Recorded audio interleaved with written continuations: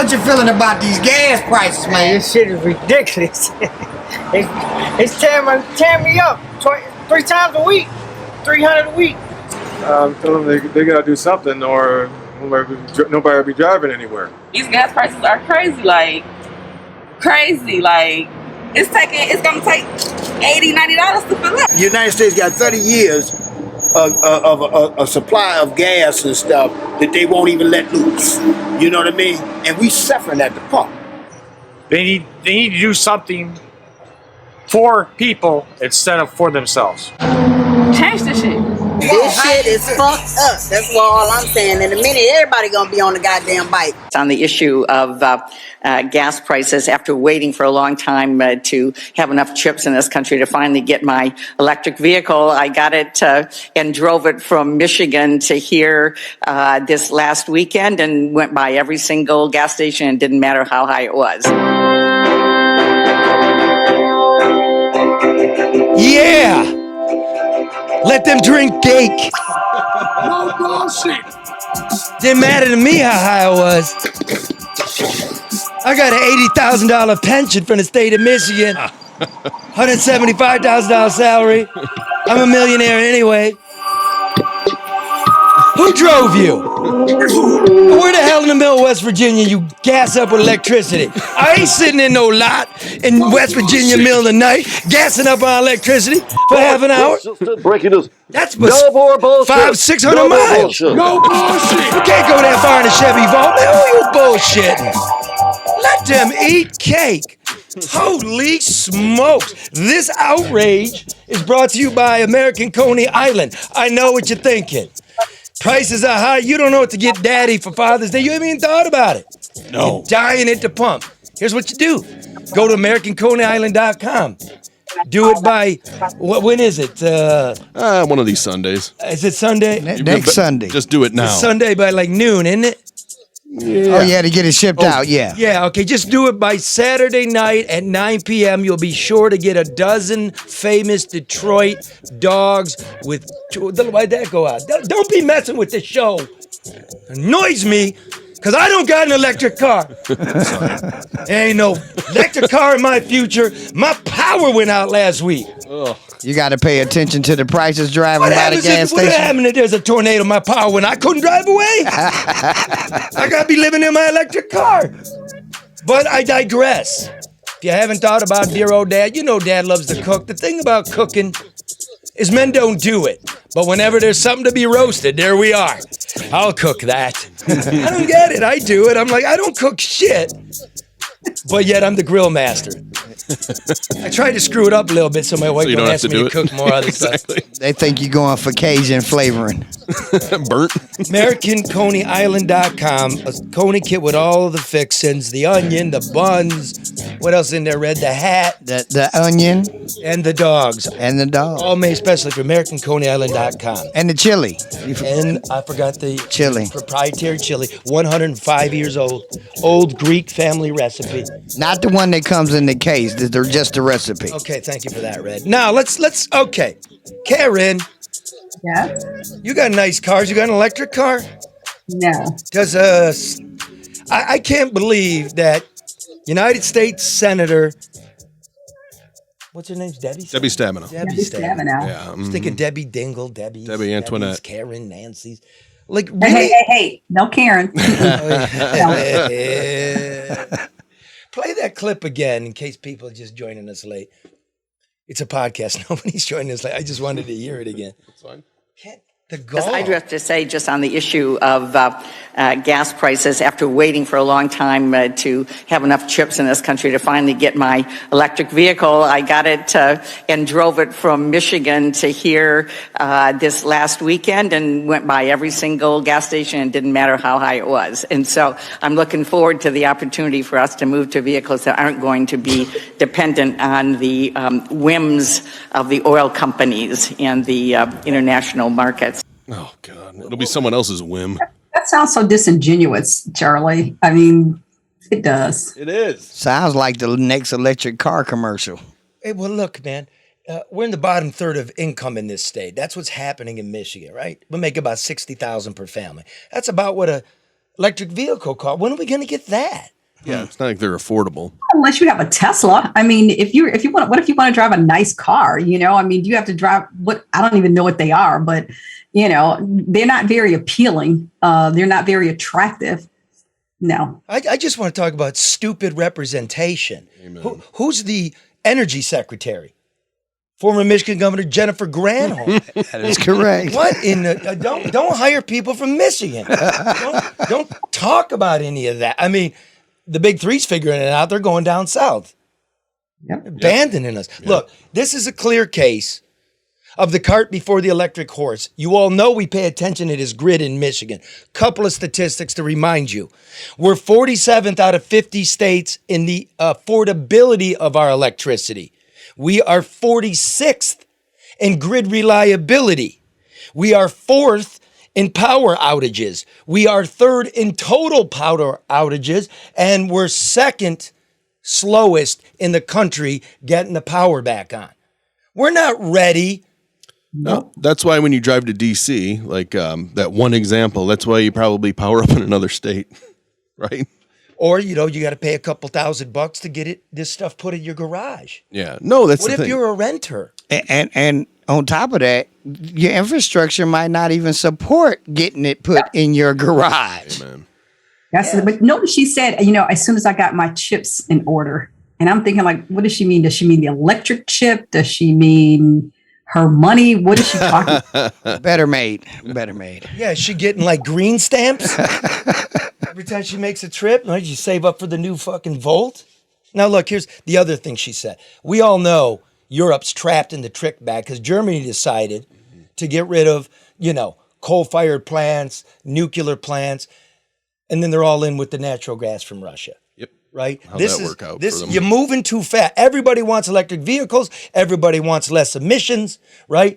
But in order for us all to drive electric cars, we're going to have to increase power generation by 25 to 50%. We're going to need the wires. We're going to need the stations to plug in. You got to put that shit in first. Yep. The grid is a You can't move the whole economy one way without being ready. That's why gas is doing what it's doing. But what's the cost of, you know, I don't have an electric vehicle. I get premium gas, but what is the cost for the charging stations? I mean, those things aren't free. I've never heard anybody talk about what the cost is for those right now. It's like $11-12. It's, you know. But here, let me before we're going to find out about why gas went through the roof, right? In Michigan, some of the most expensive in the United States, and ours went up 45 cents a gallon in a week, which tops the country. So we got a friend who's going to explain gas. But before we do, what is U.S. electricity generation by energy source? You got to make electricity with power. You got to power turbines to make electricity. Sure. Generators, right? Oh, is it coal? Okay, 60% are fossil fuels, natural gas, and coal. 20% is nuclear power. Yeah. The other 20% is renewable. That would be wind. 9% is wind. 6% solar is water. Oh, the tides. We've already dammed the rivers, so we're not going to get any more there. And 3% is solar. So we're not ready for this. No. We're regular people living a regular life trying to get through this summer, and they're promising me power blackouts. I think a good weatherman forecasted that before it started happening. And we don't have much, where you have like less than 100 sunny days. Yeah. So solar's not our answer either. I mean, we all want it. It's going to take some time. You better be careful, Mary Barra, because if you decide to push, gee, I'm totally electric, we're not ready, you ruin the company. But you'll be long Who is gone. one of the top paid CEOs in Michigan? She made like nearly $30 million in compensation last year. Over 30 million. Yep, sure did. Now, we thought we wanted to do this because everybody's yelling at gas station owners like, fucking gouging me, taking advantage of me, you motherfuckers, right? 45 cents. I dropped my kid off at school around 8 a.m., picked her up around 4 p.m., and gas had gone up 10 cents a gallon. She lucky she got you as a dad, because if it had been mine, she'd have been catching the bus home.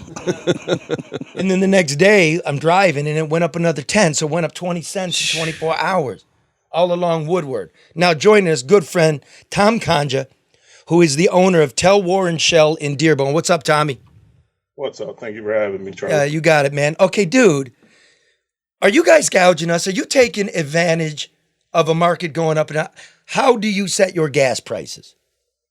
Set our gas prices. So first, we get an email from our jobber and from Shell that tells us this is what your rate is. Then we have to calculate the state tax, federal tax, the set price for the excise tax, environmental, and then we get to take our markup. And the markup is only maybe 5 to 10 cents. And in some areas, depending on what your payment is and what it is, depending on what area you're in, you have to take a little bit more because your gas is a little bit higher on the rack rate.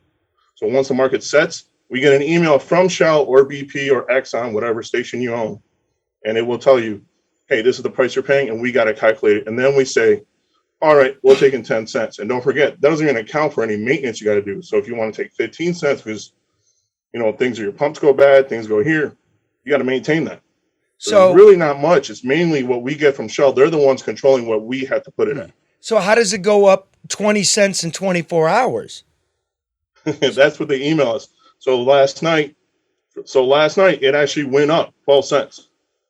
Not in our control. I got an email. It's like, really? Again? So how often do you get a delivery? It all depends on how much gas you do. For me, I would say either every 2 to 3 days or every other day, depending on how busy we are. Mm-hmm. There's other stations, maybe once or twice a week. I know another station, they get theirs almost every other day. So you're locked into a price and you're looking at like 10 cents, but it is within your power to say, fuck it, man, I'm gonna jack this shit up 25 cents. You can do that, right? Right, you can do that, but at the same time, it's not a short supply. But the other thing is too, are you really going to go to that gas station if they go up that high? Like a person putting in 50 cents, you're gonna notice that because everybody else around them is this price, where person 50 cents. I mean, you can't necessarily call it gouging because it's not a short supply, but you can go to the other station. But that owner's not going to do that because he still wants to attract you there because mainly everything we need you to do is come inside. Do you own multiple stations? Yes, we currently own 2 stations. Okay, are they within immediate proximity of each other at all? No, the other one is in Ypsilanti.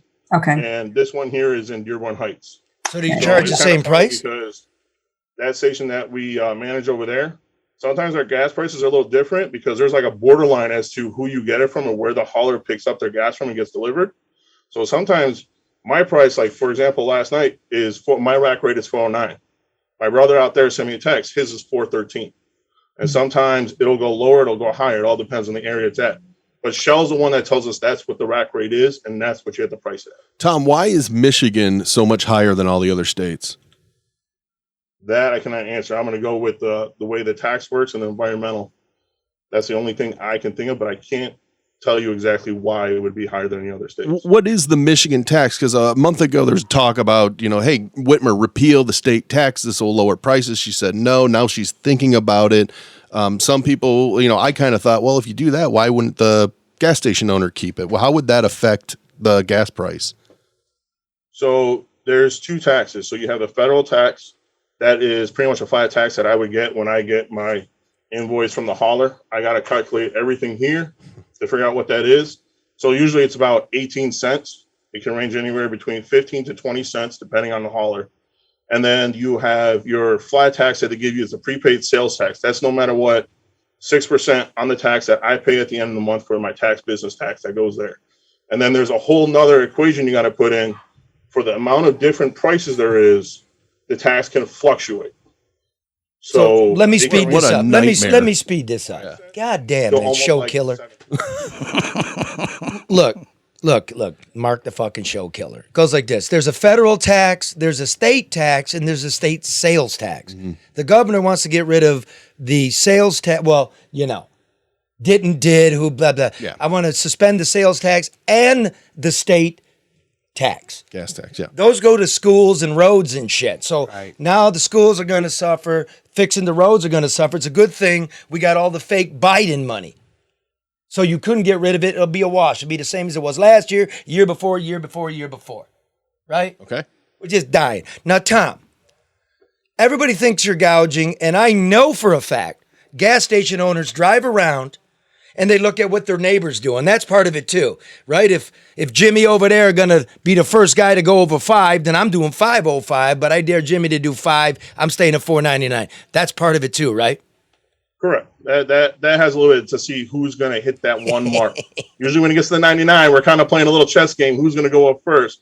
But once that person goes up, it's like, okay, we can do this and we can do that. Because I know this. At 8.5 Mile in Woodward, right, Ferndale, gas would be going, I'm going to round it up a penny. Gas is going for $5.40, regular, right? Cash. You go to 7.5 Mile, like State Fair in Woodward, right there in Detroit, is 505.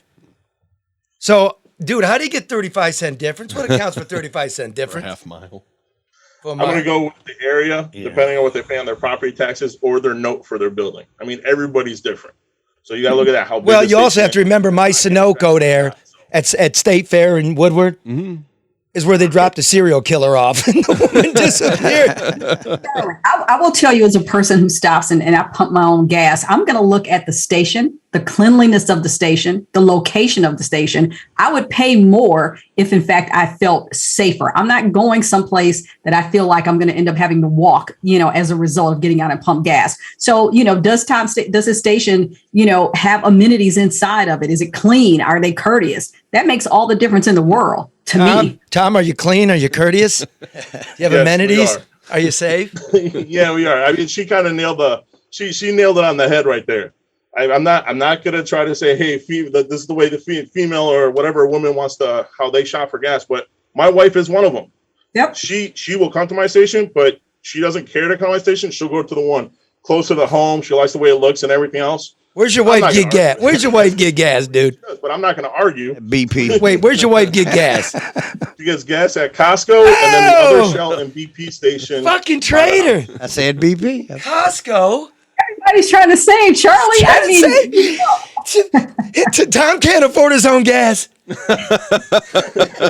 Hey, Tom, I got a quick question for you. You say they send you the emails. Do they ever send you projections on what may be coming in the future with the prices? Whether you're going to have an uptick? No, because the market changes every day. So it depends on where the market sits. And then we get the email saying, hey, this is where it's at. So honestly, the way the market's going, like I have a gas coming. Sometimes we would wait. Because, on Friday, it's the weekend coming. Usually gas always goes up because it's the weekend. That's how Shell projects it. Or on holiday. So you try to, hey, I'm going to get gas before the holiday. But we're at the point now. I need the gas. We're going to order it. I have a gas coming tomorrow. Did I drive around today kind of when I was coming to work? Yeah, I did. And I kind of looked and said, hey, everybody's a little bit higher than me. Let's see what it is. Saw what it was. All right. I just rose it 5 minutes ago before I came on. All right, Tommy. I got a gas Tom? What is it now? What is regular and what is premium at your station? Premium, jeez. Regular is at $5.19. Oh, went down. That's cash, and credit is $5.29, and then the premium is $6.09. Karen says she only uses premium. I have to take premium. My car won't take anything else. I have to take. Yes, premium. it will. That's bullshit too. No, it will take it. Karen, if you see me, hold on, time out. Where we stop? Hey, Tom, that premium thing's a hustle, isn't it? That's bullshit. No, actually, it's a hustle if you have a regular car. But if you have a premium type car with a turbo engine or anything else that requires it, because it actually cools the engine down a little bit better. A little bit better. A little bit. So let's say I decided I wanted to save 80 cents a gallon, Tom. How long before my car blows up? It won't blow up. It just won't run how you want it to run. Come on, get with it, Karen. All my old shit took lead, right? Oh, man, it's going to scorch the pistons. A fucking scorch the Charlie, pistons. are you going to fix it for me? No. No, I'm not going to fix the damn roads either. Last question, Tom, here. Are you outfitted for electric charging? No, I am not. It has been something that has been discussed for the past, I say 3 years, but it has not been, how can I explain this? Because it's kind of funny. There is no right way to do it or a plan to, hey, this is how you're going to put in the gas station. This is how you're going to charge for it. And this is what needs to be done. There really is no guide to go off of like, hey, this is what we're going to do, or depending on the area, is this the kind of traffic that we're going to have and where are you going to put it in the parking spot? Has the government, local, county, state, federal, come to gas station owners and said, this is a general plan we have in mind? Have you seen anything projecting how we're going to do this in the near future? No, there's nothing. So I just get again, an email saying, here's an electric thing, and this is if you want it, this is the price, and talk to the guy. this is some dumbass shit. And do you really, Tom, do you really want a bunch of people lined up, hanging out in your lot for an hour, charging their car? No. Karen, do you want to you hang wouldn't- out you in a wouldn't wanna lot? see that either. No, I wouldn't dare. No, I Holy wouldn't. smokes. So let's get real here. Yeah, but what if, at the risk of killing the show again, what if they go inside and buy a bunch of stuff, though, while they're hanging Well, out? who's going to shop in a gas station for an hour? Well, if it's clean, I heard people will. I might get a shower. Tom, do you got showers over there? Yeah.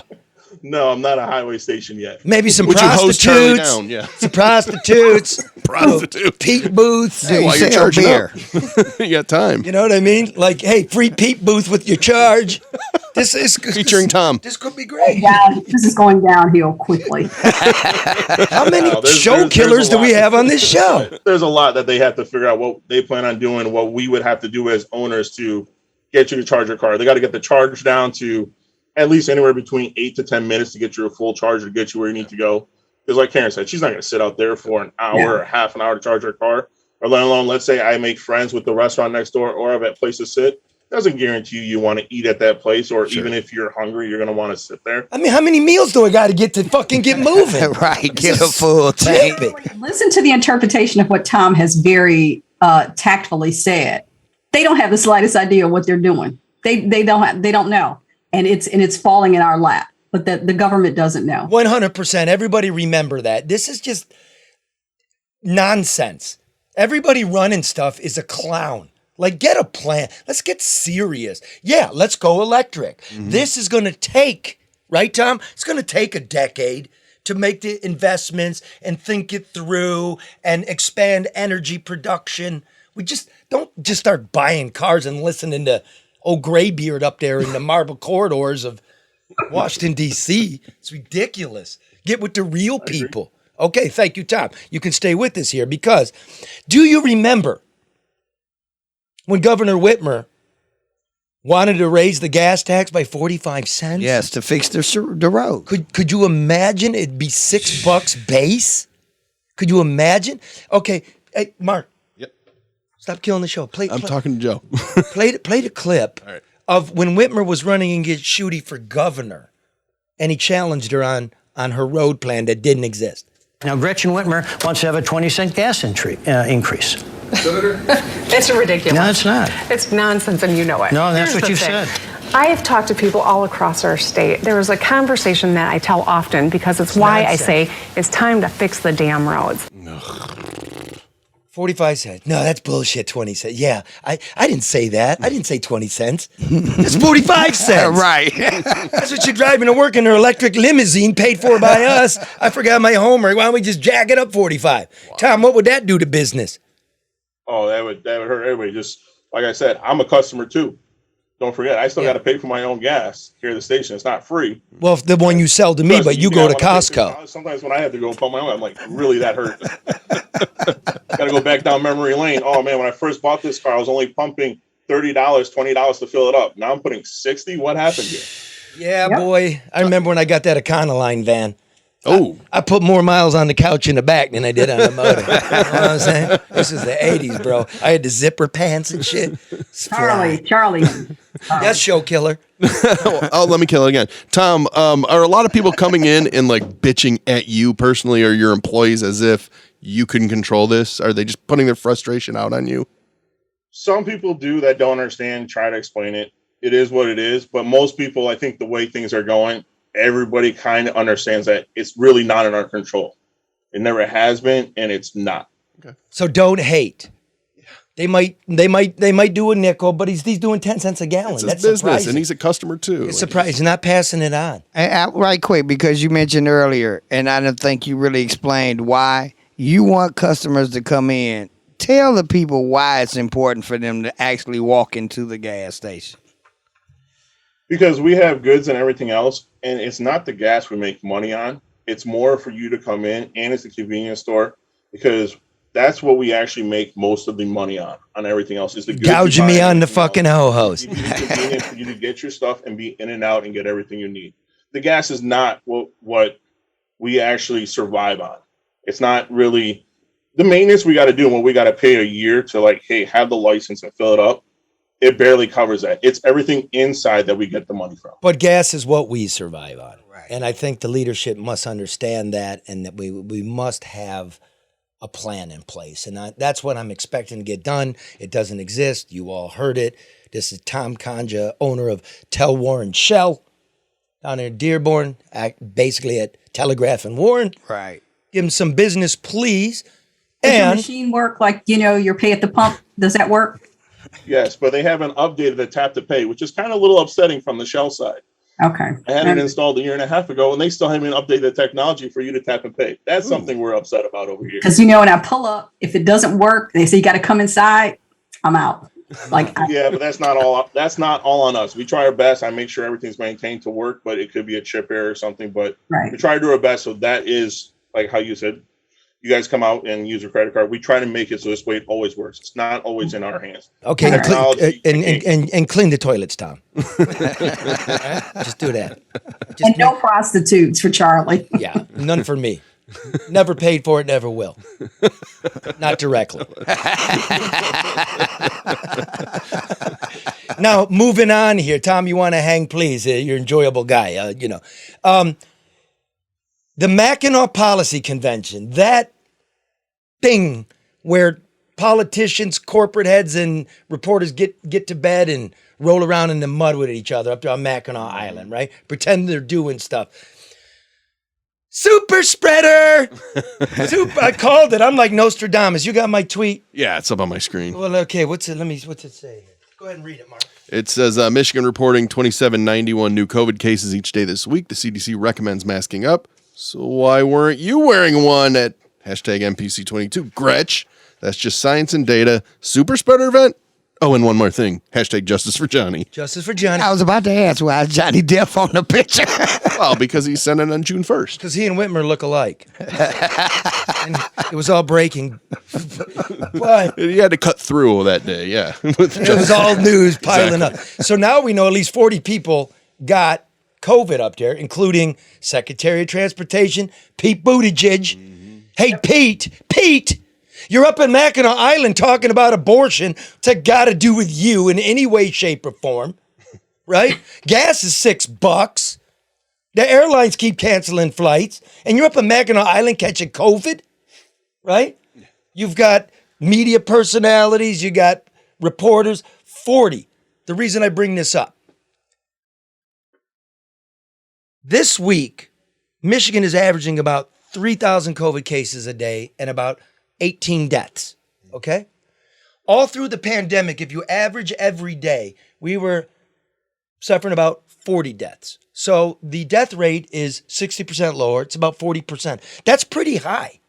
Mm-hmm. So why aren't you continuing your COVID protocols, masking up, staying apart, canceling this bullshit? Economics. It's the money, Charlie. Yeah, it's an election year. I'm just going to say it. I feel COVID got so politicized, right? We're going to use that to win an election, shut everything down, and ruin everything. Now that it's election year again and COVID's running away, people are dying, you don't want to shut it down because you don't want to remind anybody. Yeah. Right. What the fuck? It's time to cancel that Mackinac Policy Conference.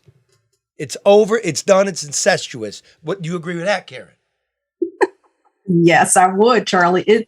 It's like a corporate spring break. That's how I would. I mean, seriously, everybody is. It's a nice event. It's nice to connect. You've got people that are locked on the island. So if there's someone that you want to, connect with, they don't have any place to go. But it's like one big week-long party. It's like a spring break for corporations and media people. And does tax dollars pay for this spring break of politicians? Well, corporate donations. They ultimately they do, because if you work for the county or the city or the state, they pay for whatever representatives they have to attend, just as the corporations send whatever representatives they send. And I assume the media outlets do the same. And some politicians have slush funds, 501c3s, 501c4s, donors. You don't know who they are. They pay for it. And it's probably the guy up there you're drinking with. Okay. Yep. You get the game? It's so detached from everybody else, though. I mean, if we talk about Stabenow and how she looked with that comment, I mean, you wonder why? Because they all sit and talk to each other at events like that. Why everybody in America's pissed? Yeah. Like, come on, man. Now, we got breaking news, Karen, don't we? Yes, we Hold do. on, Mark. Give us the breaking news. So Ryan Kelly, who is one of the Republican candidates for Michigan governor, has been arrested on charges in the January 6th riot. The FBI confirmed earlier today. He was charged in federal court for knowingly entering U.S. Capitol or its grounds, disorderly and disruptive conduct in that space, knowingly engaging in any physical violence against persons or property on U.S. Capitol grounds, and willfully injuring or attacking property of the U.S., court documents say. Now, remember, he strongly denied having anything to do with this. He said he wasn't there. However, I've also learned that it was pictures that were shared on social media that helped to incriminate him in this case. He said, wait, really? Because I'm not real hip to this. I mean, I'm aware, obviously. He said he wasn't there? He denied that he was there. When he was first, I guess, accused, and he said no. But the facts included that Kelly, in the criminal complaint, the pictures were taken from YouTube, social media, news outlets. Is it Dave Boucher? Is it Boucher or Boucher? How do you pronounce his last name? From the Free Press? Bouchard. Bouchard. Okay, he's got all of this on his Twitter feed, including some of the pictures and the links from where the pictures were taken. So that's, you talk about kids always putting everything on social media. This is what nailed his deal as well. Well, this, in some recent polls, because obviously, the top two Republicans, Craig and Johnson, got taken out for fake signatures. How weird is that, right? In some blind polls, who would you pick, right? Out of these five left over, Kelly's the leader in one of these polls. Really? Yeah. So surprised by that. I'm sure that might bolster his credentials with, the super crowd on the right there, right? Right. And name recognition. It's like being a rapper and going to jail. Your credits go up. Yeah, but you know what? You're not really going to hit, the top of the family charts here, which is the general election. Mm-hmm. You lied about it. Well, allegedly. FBI says you did. And I say this, because here's some far right stuff. FBI led that, okay? It was actually Antifa disguised as MAGA, okay?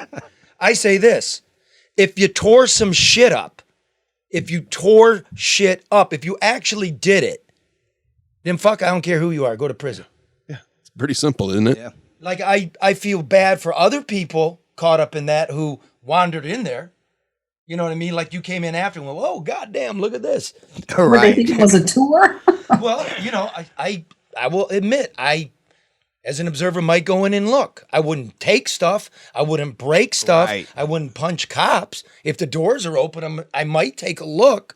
It looked violent, Charlie. It didn't look like it was a peaceful entree into the Capitol. You could tell it was a very tense environment. I don't think I would. It looked dangerous. But you were talking about, there's a lot of footage of people walking in, I guess, After the late. Yeah, and just kind of walking around the rotunda going, ooh, wow. I mean, I would have did the same thing because it looked so violent and out of the ordinary. What happened? I want to see what do happened. that at home, Red. You don't need to go to Washington. You can do that right on the east side. I mean, let's be honest.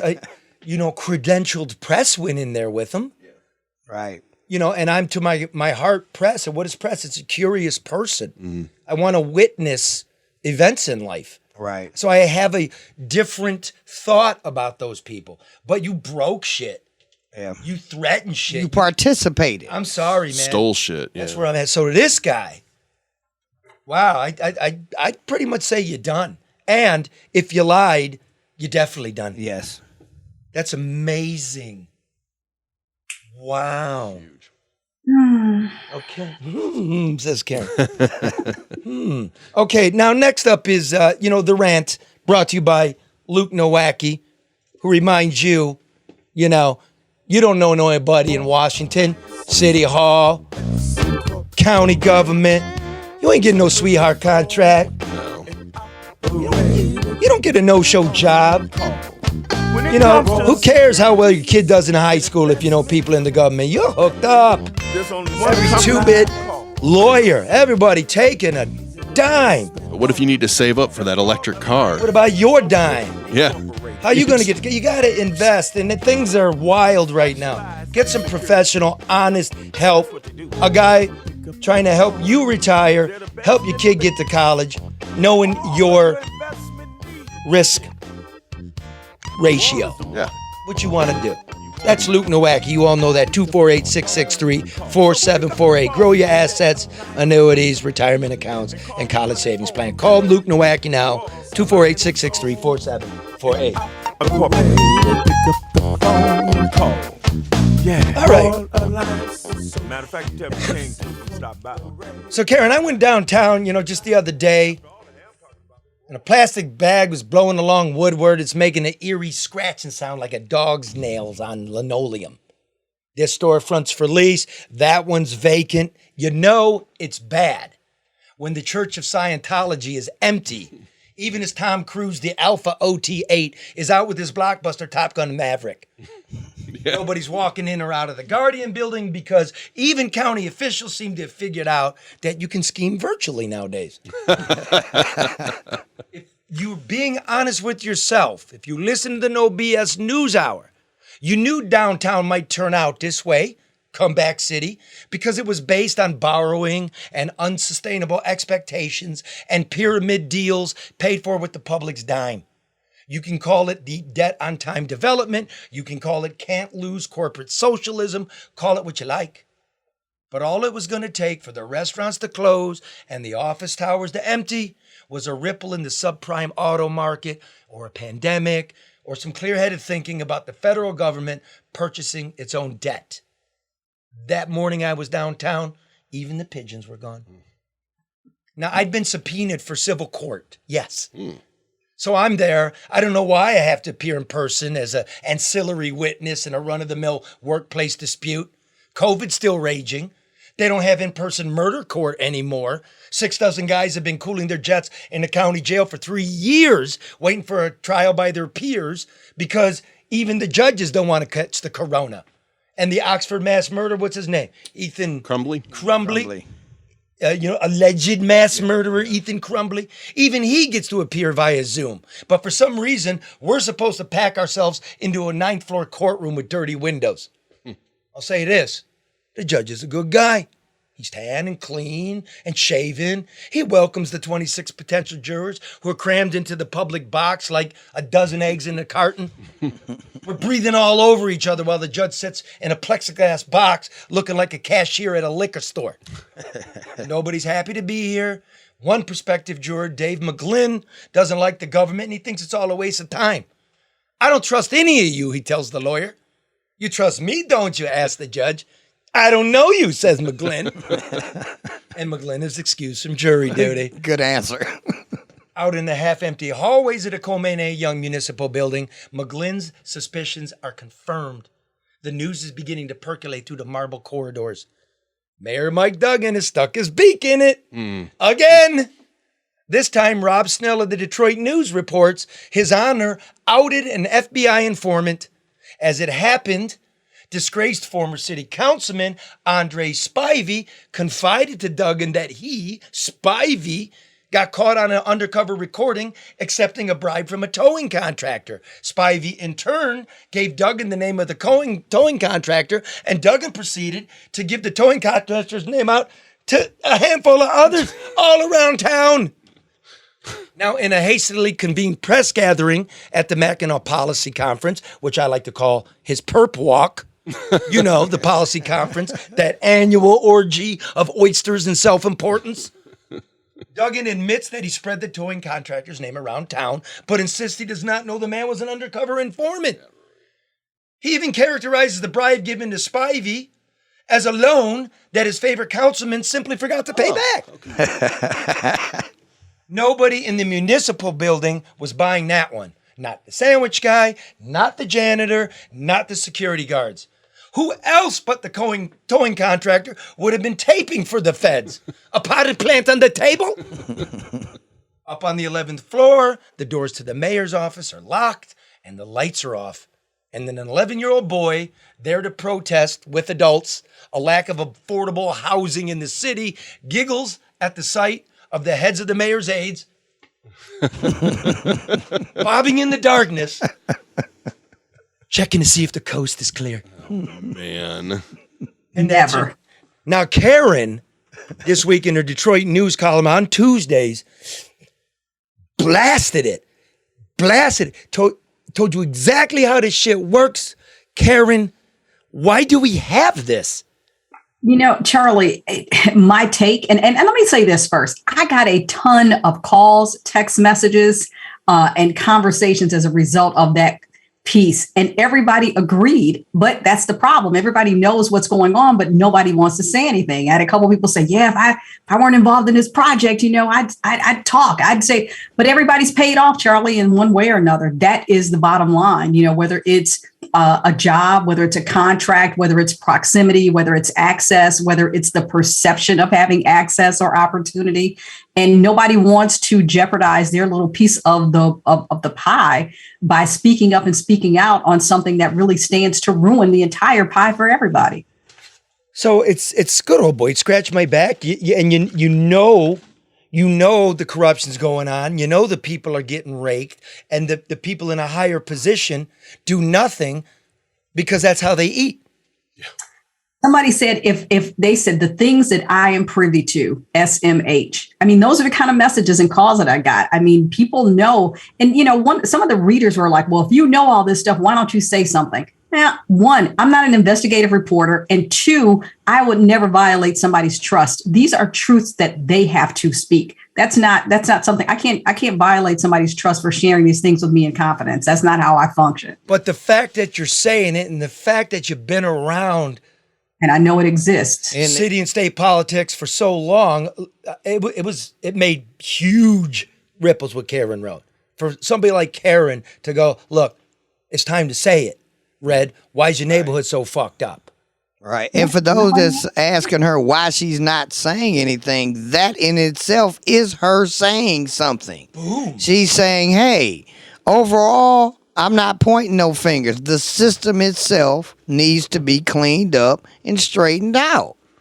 Well, why is everybody so afraid? You know, I mean, this feels more like a dictatorship. And I talked about the past that this administration has been given when no other administration has been held, every other administration rather has been held to such a higher level of scrutiny. And I even saw a couple people comment online saying, well, that's okay. At least he's getting something done. And like, I don't have conversations with people online, but my thing is that there's nothing getting done. I mean, these are people that don't live here. Or these are people that are bought into the narrative of a new perception of this city. But how do you say corruption is okay if you've got some progress in exchange? Let's just go wide. Like Whitmer throws a press conference for a $3 million like electric battery upgrade to a plant in Auburn Hills, right? A Canadian firm, and 800,000 of it is coming from us. Yep. All right, like 3 million. You heard me right, not billion. 3 million, and it's a press conference. It's not just Detroit. You saw it in Flint. You saw it with the nursing homes, right? You see it with the roads. It's bullshit cronyism. Now, I am an investigative reporter, and I will give you the next one. The next shoot it drop on these demolitions brought to you by ADR Consultants. It's pretty simple. They're the ones you call when you need to get something done right. Right? Whether it's demolition, wink, wink, or construction, or dealing with governmental red tape. No job's too big, no job's too small. Law enforcement, IT, all of it. Honest, ethical, and smart. That's Barry Ellentuck for a free consultation, or you just need to unload, Karen. 248-318-9424. 248-318-9424. Now, here's what I got. Yeah, I'm excited. Here. Document from the Detroit Land Bank Authority, dated May 12th, 2020. The Land Bank has been informed by an agent of the Special Inspector General for the Troubled Asset Relief Program of the United States Treasury Department of concerns the agent has with the process and documentation regarding to the origin of the fill materials used in 65 federally funded demolition sites and 135 city-funded demolition sites. The agent asserts that his concerns with the process and documentation may indicate that the fill material may not be contractual or meet contractual or environmental standards. They have been ordered to test and dig up properties. I got 200 here. 30 have been dug up. 200 more are now being tested. I went out to the neighborhood. Clyde Robinson, good dude, says they've been out here for 4 times. And I asked them about the lot next to me, and they said that ain't on the list. Wow. Nope. Well, it sounds familiar, too. It sounds like a lot of your stories from 7 years ago. 7. So I'll give Johnny Fed some credit, but Johnny, I've been telling you for years, they're throwing the highway in the hole. Mm-hmm. They're throwing shit in the hole. The fact that they threw ground up crap all the way to the top, which is against the law. And you sat in the darkness and you waited to make this case. Here it is. I'm going to give you the mayor's response. Oh. Because normally he likes to respond with some legal papers. But this government document, the shoe's dropping. It starts with 200 and it costs $15,000 a hole to dig up and refill. You know, I was Wait. How many holes have they done since the mayor been here? 23,000. Oh, wow. Do the math. What were you going to say, dude? I was just saying, I rewatched a lot of your pieces, which, by the way, all available on your YouTube channel. Charlie LeDuff, No Bullshit News. And one of the things that really popped out was somebody in his administration trying to retroactively change the law to minimize the amount of topsoil. And it's like, wait, if you're doing something to retroactively change the law, it's almost like an admission of guilt. It goes like this, real That's quick. insane. It used to be, before Duggan got here, like an 8-foot hole for a house, the basement. Yes. Yeah. You had to fill it with dirt. Clean dirt, nice dirt, fluffy dirt. Right. Non-contaminated dirt, non-highway dirt. Right. Right? Then they got $250 million from the feds. The city spent $250 million. They passed another $250 million to tax you, plus the COVID bailout money, another $90 million. It's over $800 million. So they got the law changed. Instead of 8 feet of nice dirt, you could throw a bunch of shit down to 5 feet, and then the 3 feet got to be dirt. Right. They started interpreting as, fuck it, 12 inches. We do 12 inches. And then the mayor's lawyer comes to city council and goes, you know what? Let's make it 6 inches. And let's do it retroactively to, quote, avoid any unintended consequences. To which I say, there's 1,000 dudes in the county jail dreaming of a retroactive law to avoid any unintended consequences. Here's the mayor's response to that Treasury letter that I got. Quote, the city and land bank were first notified of these concerns earlier this year by a SIGTARP representative who unfortunately was unable to provide any specific basis for the concern. That's right. They ain't telling you shit. That's right. To determine if there was a problem, we developed an environmental sampling protocol, which apparently they never had before, for the properties and have completed the sampling process. The samples are currently undergoing lab analysis, and we expect a full report from the lab in the coming weeks. If that analysis shows any variance from environmental standards, we will take appropriate action to protect public health. Oh, my God. But you know, Charlie, I always thought that the land bank was removed from under legislative oversight of the Detroit City Council, just so that autonomy would kind of give them the leeway to do some of the screwed up things that they've done since its inception. Well, they also put in a mechanism the state was supposed to oversee the city, and it was all bullshit. They're coming. I've talked to investigators. I've talked to lawyers. I've talked to contractors, former city officials overseeing the demolition. They're coming. And we'll be there. And there's no way, Mike, that you're going to say, how did we know? Because I told you for 7 fucking years. And all I got was legal papers, phone calls. I'm not doing what Karen wrote about. I do care about y'all. You know, there's a reason I walk to continue it for my people, my friends like Red. That's his neighborhood. Yes. I stood out there in one of them lots, a couple of them. So Wintertime. that's a big deal. If the media's out there, you go ahead and FOIA that. It's out there. But Charlie, think about this too. Remember when they were talking about, I don't know, I think they were demolition contracts. And I pointed this out on Let It Rip. I said, you know, the mayor did an interview on Fox 2. And he said, I've done that. You know, I was giving contracts specifically to, to specific contractors. He said, and now that I look back, it was wrong. I've lost sleep over it. Really? That's the penalty for steering contracts these days? And don't forget, man, the Treasury back in 2016 secretly, quietly shut the program down for 2 months because of the dirt, why the prices doubled, right? Yeah. And the city entered into an agreement, ended up costing them $10 million. Consent agreement, they're going to put all the safety shit in place, and now we could, really high possibility, be poisoned with asbestos and contaminated soil. Bullshit. Real bullshit, and as a Detroiter, I'm going to be honest, I'm quite angry at the fact that you would even just dump this shit on our residents and community while you busy downtown trying to make it look like the Emerald City. Right? And you were out there in the moon suit because some of these lots in these other prior reports that supposedly they got dug up and cleaned up were contaminated. Were contaminated. And you can look at it. It's not even, I don't even need a test kit. You can look at the dirt and see debris, rocks, pebbles, other materials that's not supposed to be in the damn dirt. Man. All right, look here. If you're looking to close on that house that is livable, right? Mm-hmm.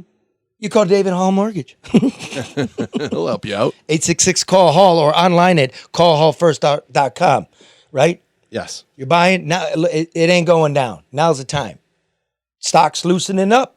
Time to get your dream. If you already have your dream and you got too much debt, get the refi, consolidate your debt, all at 5.2, 5.3, 5.4.